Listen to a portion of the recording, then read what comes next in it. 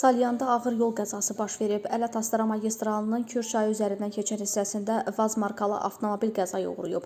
Nəticədə Neftçala rayon Xıllı kənd sakini 37 yaşlı Zeygəm Kamiloğlu İbrahimov həlak olub. Bildirilib ki, Zeygəm İbrahimov hərbiçi olub. O, Vətən müharibəsində iştirak edib və ağır yaralanıb. Zeygəm İbrahimov daha əvvəl sabiq korpus komandiri general-leytenant Mais Bərxudarovun sürücüsü kimi də xidmət edib.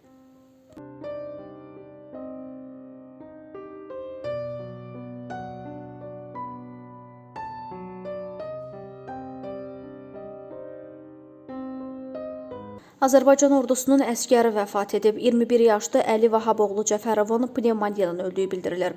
Mərhum ötən gecə Gəncədə dəfn olunub. Digər məlumata görə o, Gəncə Dram Teatrının quruluşçu rejissoru Vahab Cəfərovun oğludur. Əli Cəfərov Azərbaycan Dövlət Mədəniyyət və İncəsənət Universitetinin kino rejissorluq fakültəsindən məzun olduqdan sonra hərbi xidmətə yollanıbmış.